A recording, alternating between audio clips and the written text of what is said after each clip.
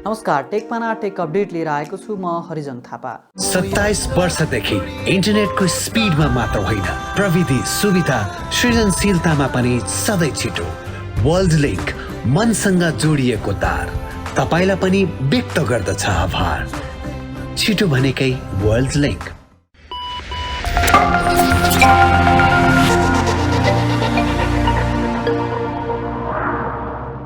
Update सुरु गरौँ Facebook, Google लगायतका कम्पनीबाट 9 करोड राजस्व सङ्कलन सम्बन्धी समाचारबाट। गुगल, लिङ्कडिन, फेसबुक, टिकटक सहित 9वटा डिजिटल सेवा प्रदायक कम्पनीले नेपालमा पहिलो पटक कर तिरेका छन्। नेपालमा कार्यालय नभएका तर डिजिटल माध्यमबाट सेवा दिँदै आएका यी कम्पनीबाट 9 करोड रुपियाँ बढी राजस्व सङ्कलन भएको आन्तरिक राजस्व विभागले जनाएको छ। विभागका महानिर्देशक दीर्घराज मैनालीका अनुसार यी कम्पनीले नेपाली उपभोक्ताबाट उठाएको शुल्क बापत 13% मूल्य अभिवृद्धि कर, भ्याट र 2% डिजिटल सेवा कर DST बुझाएका हुन्। नेपालमा सेवा दिएका विदेशी कम्पनीलाई करको दायरामा ल्याउने कानुनी व्यवस्थाले पहिलो पटक राजस्व सङ्कलन भएको हो। नेपालमा कार्यालय दर्ता नभए पनि अनलाइन प्यानबाटै कर तिर्ने प्रणालीले यी कम्पनीहरू कर कार्यालयमा दर्ता भएको र भविष्यमा थप राजस्व उठ्ने अपेक्षा गरिएको छ। आर्थिक वर्ष 2079-80 को आर्थिक ऐनमा सरकारले नेपालमा कारोबार गर्ने गैर बासिन्दा व्यक्ति तथा कम्पनीले कर तिर्नुपर्ने व्यवस्था गरेको थियो। यस अन्तर्गत 2080 असार 25 सम्म 9 करोड बढी रकम यस्ता कम्पनीबाट सङ्कलन भएको हो। नेपाली पब्जी टिम DRS गेमिङले 3 दिनमा 90,000 अमेरिकी डलर अर्थात् करिब 1 करोड 20 लाख नेपाली रुपियाँ जितेको छ। मङ्गलबारदेखि बिहिबारसम्म चलेको पब्जी प्रतियोगिता पब्जी मोबाइल वर्ल्ड इन्भिटेसनल PMWI 2023 को अल स्टार्स स्टेजमा तेस्रो हुँदै DRS गेमिङले यो पुरस्कार राशि जितेको हो। PMWI को मेन टुर्नामेन्ट अहिले चलिरहेको छ, जसमा अङ्क तालिकाको शीर्ष 7 टिमसहित 16 टोली PMWI उपाधिका लागि भिडिरहेका छन्। यो प्रतियोगिताको पुरस्कार राशि 20 लाख अमेरिकी डलर अर्थात् करिब 26 करोड 38 लाख रुपियाँ रहेको छ। यसअघि अल स्टार्स स्टेजको पहिलो दिनमा मध्यम खालको सुरुवात गरेको DRS गेमिङले दोस्रो दिनमा उत्कृष्ट खेल खेल्दै अङ्क तालिकामा 7औँबाट दोस्रो स्थानमा उक्लिएको थियो। तर तेस्रो दिनको खेल खस्कँदा दोस्रो स्थानको टिमभन्दा 4 पोइन्टले पछाडि परेको हो। अल स्टार्स स्टेजको अङ्क तालिकाको पहिलो स्थानमा थाइल्यान्डको पब्जी टिम भ्याम्पायर ई-स्पोर्ट्स र दोस्रो स्थानमा कोरियन पब्जी टिम D+ किया रहेको छ।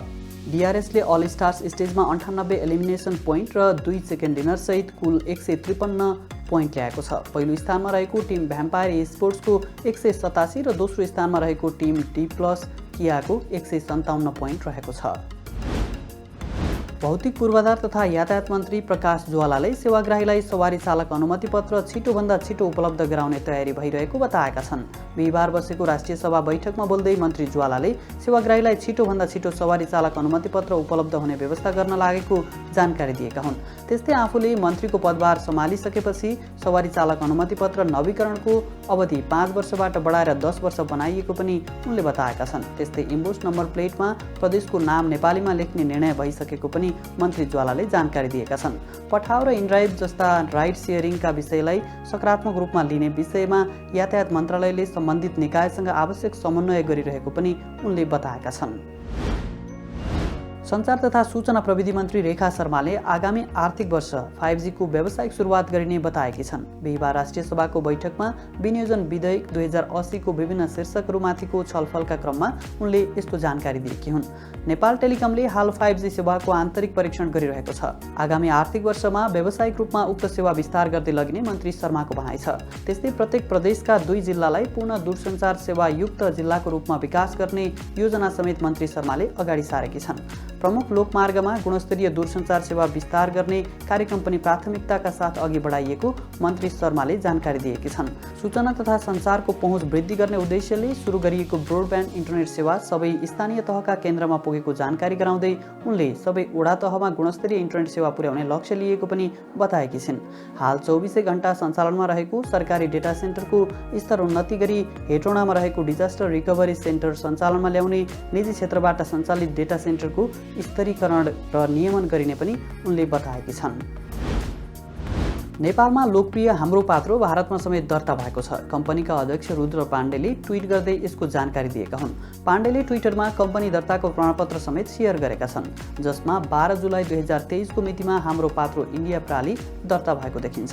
अबको केही साताभित्र ज्योतिष, गिफ्ट र टेलिहेल्थ सेवा भारतमा समेत सार्वजनिक गर्ने हाम्रो पात्रोले जनाएको छ। हाम्रो पात्रोका लागि भारत विशाल बजार हुने अध्यक्ष पाण्डेले बताएका छन्। अनलाइन प्रोग्राम सिकाउने नेपाली प्लेटफर्म प्रोग्रामिजले बग बाउन्टी कार्यक्रम सार्वजनिक गरेको छ। साइबर सुरक्षा कम्पनी बगबीसँग सहकार्य गर्दै प्रोग्रामिजले यो कार्यक्रम सार्वजनिक गरेको हो। यस अन्तर्गत बग हन्टरले प्रोग्रामिजको वेबसाइट तथा एपमा कमजोरी भेटाए बापत पुरस्कार स्वरूप प्रति बग 10 देखि 200 अमेरिकी डलर अर्थात् 25,000 रुपियाँसम्म पाउने बग बीका संस्थापक तथा CEO नरेश लामगादेले जानकारी दिएका छन्। यसमा बगबीले बग रिपोर्ट गर्ने प्लेटफर्म उपलब्ध गराएर मध्यस्थकर्ताको भूमिका निभाएको छ। त्यस्तै बग रिपोर्ट गर्नेलाई बगबीले रिवार्ड पुरस्कार उपलब्ध गराई सहजीकरण गर्ने लामगादेको भनाइ छ। अवैध सट्टेबाजी 1x बेटको प्रचार तथा कारोबारमा संलग्न रहेको आरोप लागेका 11 जनालाई अदालतले धरोटीमा छोड्न आदेश दिएको छ। बुधबार काठमाडौँ जिल्ला अदालतका न्यायाधीश हिमलाल बेलवासेको एकल इजलासले यस्तो आदेश दिएको हो। प्राप्त जानकारी अनुसार 1x बेटको एजेन्ट बताइएका दिनेश खड्कालाई 10 लाख र अनिता धिताललाई 5 लाख रुपियाँ धरोटीमा रिहा गर्न आदेश दिएको छ। त्यसबाहेक कलाकार मरिचमान श्रेष्ठ, राजु पौडेल, बेगम नेपाली, युट्युबर पवन खतेौडा, एलिस राई, जलन घरती मगर, गणेश देवकोटा र सरोज घिमिरेलाई जनही 5,000 का दरले धरोटी तोकिएको छ। प्रहरीले नेपालमा अवैध बेटिङ प्रचारमा संलग्न रहेको आरोपमा 8 जना युट्युबर तथा कलाकारलाई गत जेठ 32 गते पक्राउ गरेको थियो। सामाजिक सञ्जालको दुरुपयोग गरी रकम ठगी गरेको अभियोगमा प्रहरीले 7 जनालाई पक्राउ गरेको छ। पक्राउ पर्नेमा झापा बेतामोड नगरपालिका 5 इन्द्रटोलमा बस्ने भारत उत्तरखण्डका 25 वर्षीय IT इन्जिनियर प्रवीण भट्ट सहित 7 जना रहेको प्रहरीले जनाएको छ। उदयपुरको कटारी नगरपालिका 4 बस्ने एक 36 वर्षीय महिलासँग सामाजिक सञ्जाल फेसबुकको मेसेन्जर तथा व्हाट्सएप मार्फत उनीहरूले कुराकानी सुरु गरेका थिए। 70,000 अमेरिकी डलर पठाएको भन्दै ती महिलालाई त्यसको करको नाममा 1,30,627 रुपियाँ पठाउन लगाएका थिए। अनुसन्धानबाट उनीहरूले खोलेको संस्थाको खातामा 1 वर्षको अवधिमा 1,09,01,42,393 रुपियाँको कारोबार भएको खुल्न आएको प्रहरीले जनाएको छ। यस्तै नेपाली नागरिकलाई थाइल्यान्ड लाने भने झुक्याएर जबरजस्ती म्यानमार पुर्याएर बन्धक बनाई अनलाइन स्क्याम गर्न बाध्य पारेको आरोपमा चिनिया नागरिक पक्राउ परेका छन्। पक्राउ पर्नेमा चीनको ग्यान्सु प्रान्त घर भई काठमाडौँ बस्दै आएका 42 वर्षीय जोहानसन नाम बताउने लियाङ जू रहेका छन्। साइबर ब्युरोका अनुसार लियाङले पीडितलाई थाइल्यान्डमा कम्प्युटर टाइपिङको काममा लाने भन्दै 2079 साउन 9 गते म्यानमार पुर्याएका थिए। त्यसपछि पीडितलाई बन्धक बनाई अवैध अनलाइन स्क्यामिङमा काम गर्न बाध्य बनाएको प्रहरीको भनाइ छ। यस्तै बैंकको कर्मचारी हुँ भन्दै OTP कोड मागी बैंक अकाउन्टमा पहुँच पाएर रकम ठगी गरेको आरोपमा अर्का 1 जना पनि पक्राउ परेका छन्। पक्राउ पर्नेमा मोरङका 21 वर्षीय मोहम्मद मुजाहिद मिया रहेका छन्। काठमाडौँ उपत्यका अपराध अनुसन्धान कार्यालयबाट खटिएको प्रहरीको विशेष टोलीले मियालाई विराटनगरबाट पक्राउ गरेर काठमाडौँ ल्याएको छ।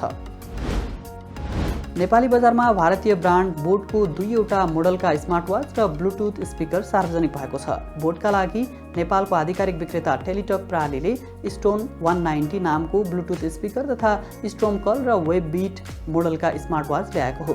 ब्लुटुथ 5.0 भर्सन भएको स्टोन 190 स्पिकरले IPX7 रेटिङ पाएको छ। बोक्नलाई कम्फर्ट र हल्का यो स्पिकरमा कम्पनीले 800 mAh क्षमताको ब्याट्री समावेश गरेको छ। यसलाई फुल चार्ज गर्न 1.5 घण्टा लाग्ने बताइएको छ र एकपटकको चार्जमा 4 घण्टासम्म ब्याट्री ब्याकअप दिने कम्पनीले दाबी गरेको छ। 5 वाट रेटेड पावर भएको यो स्पिकरको मूल्य कम्पनीले 2,679 रुपियाँ तोकेको छ। यस्तै ब्लुटुथ कलिङ सुविधा भएको स्टोम कल स्मार्टवाचमा 1.69 इन्चको HD 2.5D कर्भ डिस्प्ले रहेको छ। 45 ग्रामको यो स्मार्टवाचमा 550 निट्सको ब्राइटनेस छ। 220 mAh क्षमताको ब्याट्री भएको यो स्मार्टवाचलाई 2.5 घण्टामा फुल चार्ज गर्न सकिन्छ। एक पटकको फुल चार्जमा यो स्मार्टवाचलाई 7 दिनसम्म प्रयोग गर्न सकिने कम्पनीले दाबी गरेको छ। कम्पनीले स्टोम कलको मूल्य 4,479 रुपियाँ तोकेको छ। वेबबिट हेल्थ ट्र्याकरमा भने ब्लुटुथ कलिङ फिचर छैन। अन्य फिचर उस्तै रहेको यो हेल्थ ट्र्याकरको मूल्य 3,479 रुपियाँ तोकिएको छ। यी प्रडक्ट साउन 1 गतेदेखि दराज लगायत अन्य रिटेल पसलहरूमा उपलब्ध हुने कम्पनीले जनाएको छ। पारदर्शी फोनको उपनामबाट परिचित नथिङले फोन 2 सार्वजनिक गरेको छ। यसअघि आफ्नो पहिलो फोन नथिङ फोन 1 ल्याएको कम्पनीले मङ्गलबार फोन 2 सार्वजनिक गरेको हो। लुक्स हेर्ने हो भने नथिङ फोन 2 फोन 1 भन्दा त्यति भिन्न देखिँदैन। यद्यपि डिजाइनमा कम्पनीले फोन 2 मा केही परिवर्तन ल्याएको छ। कम्पनीले फोन 2 मा 50 मेगापिक्सलको सोनी IMX890 क्यामेरा समावेश गरेको छ। अर्को अर्को रियर क्यामेरामा भने कम्पनीले 50 मेगापिक्सलको Samsung JN1 सेन्सर समावेश गरेको छ। सेल्फी क्यामेराको सन्दर्भमा कम्पनीले 32 मेगापिक्सलको Sony IMX615 क्यामेरा सेन्सर उपलब्ध गराएको छ। नथिङ फोन 2 मा स्न्यापड्रागनको 8+ Gen 1 चिपसेट राखिएको छ। 120 हर्ज रिफ्रेश रेट भएको नथिङ फोन 2 मा पहिलेको जस्तै LTPO OLED डिस्प्ले राखिएको छ। फोनमा कम्पनीले 4700 mAh क्षमताको ब्याट्री दिएको छ, जसलाई चार्ज गर्न कम्पनीले 45 वाटको फास्ट चार्जर दिएको छ। कम्पनीका अनुसार यो सिरिज 8 र 12 GB र्याम भेरिएन्टमा उपलब्ध हुनेछ। 8 GB र्याम र 128 GB इन्टरनल स्टोरेज भएको मोडलको मूल्य $579 अर्थात् करिब 78,500 रुपियाँ तोकिएको छ। त्यस्तै 12 GB र्याम तथा 256 GB इन्टरनल स्टोरेज भेरिएन्टको मूल्य $679 करिब 92,000 रुपियाँ र 12 GB र्याम र 512 GB इन्टरनल स्टोरेज भेरिएन्टको मूल्य $779 अर्थात् करिब 1,05,000 रुपियाँ तोकिएको छ। भारतीय अन्तरिक्ष अनुसन्धान संगठन इसरोले चन्द्रयान 3 को सफलतापूर्वक लन्च गरेको छ। भारतको चन्द्र मिसन अन्तर्गत चन्द्रयान 3 लाई आन्ध्र प्रदेशको श्रीहरिकोटाबाट शुक्रबार दिउँसो लन्च गरिएको हो। तेस्रो पटक प्रक्षेपण गरिएको यस यानले भूगोल तथा वातावरणको अन्वेषण गर्ने बताइएको छ। इसरोले यस यानलाई चन्द्रमाको दक्षिणी ध्रुवमा अवतरण गराउने योजना बनाएको छ। यो चन्द्रमाको यस्तो ठाउँ हो जहाँको जानकारी अहिलेसम्म कतै पनि उपलब्ध छैन। सन् 2019 मा भारतले चन्द्रयान 2 लाई चन्द्रमाको उक्त क्षेत्रमा अवतरण गराउने प्रयास गरे पनि असफल भएको थियो। चन्द्रयान 3 का लागि 3 वटा मिसन राखिएका छन्। पहिलो, चन्द्रयान 3 लाई चन्द्रमामा सुरक्षित र सफ्ट ल्यान्डिङ गराउने, दोस्रो चन्द्रमाको सतहमा रोभरको क्षमता प्रदर्शन गर्ने र तेस्रो स्थलगत रूपमा वैज्ञानिक अवलोकन गर्ने उद्देश्यका साथ चन्द्रयान 3 को प्रक्षेपण गरिएको इसरोले जनाएको छ। अगस्तको 24 तारिखमा यान चन्द्रमाको सतहमा पुग्ने बताइएको छ। भारतीय टेलिभिजन च्यानल ओडिसाले AI समाचार वाचिका राखेको समाचार आएको छ। लिजा नाम भएकी ती AI समाचार वाचिकाले टेलिभिजन प्रसारण र पत्रकारितामा नयाँ आयाम थपिएको टेलिभिजनले जनाएको छ। कम्पनीले सार्वजनिक गरेको AI समाचार वाचिका क्षेत्रीय स्तरको पहिलो AI समाचार वाचिका भएको कम्पनीको दाबी छ। त्यसबाहेक पनि लिजालाई अन्य व्यक्तिसँग सहजै अन्तर्क्रिया गर्न सक्षम बनाउन तालिम दिने कम्पनीको योजना छ। टाइम्स अफ इन्डियाका अनुसार गत मार्च महिनामा द इन्डिया ग्रुपले आफ्नो पहिलो AI समाचार वाचिका सोना सार्वजनिक गरेको थियो। उपन्यासकार सारा सिल्भरम्यानले आर्टिफिसियल इन्टेलिजेन्सको कम्पनी OpenAI र मेटामाथि मुद्दा हालेकी छन्। ChatGPT को निर्माता कम्पनी OpenAI र फेसबुकको मातृ कम्पनी मेटाले आफ्नो अनुमति बिना उपन्यासमा भएका शब्दहरू प्रयोग गरी आर्टिफिसियल इन्टेलिजेन्सलाई तालिम दिएको भन्दै शुक्रबार क्यालिफोर्नियाको अदालतमा मुद्दा हालेकी हुन्। उनीसँगै उपन्यासकार तथा कमेडियन क्रिस्टोफर गोल्डेन र रिचार्ड कार्डीले मुद्दा हालेको द इन्डिपेन्डेन्टले जनाएको छ। सो कम्पनीले चलाएको ChatGPTले उनीहरूको उपन्यासको प्रतिलिपि अधिकार हनन गरेको अभियोग लगाएका छन्। खास गरी ChatGPTलाई उपन्यास कसरी लेखिन्छ भने उनीहरूको उपन्यासको उदाहरण लिएको र त्यसका लागि लेखकलाई कुनै जानकारी नै नदिएकोमा उनीहरूको आपत्ति छ। टेस्लाका मालिक एलन मस्कले आफ्नो नयाँ आर्टिफिसियल इन्टेलिजेन्स AI कम्पनीको घोषणा गरेका छन्। पछिल्लो समय AI को चर्चा बढेसँगै मस्कले सञ्चालनमा ल्याउने भनिएको XAI स्टार्टअप बुधबार सार्वजनिक भएको हो। BBC का अनुसार मस्कको नयाँ कम्पनी XAI मा OpenAI र गुगलमा काम गरिसकेका इन्जिनियर छन्।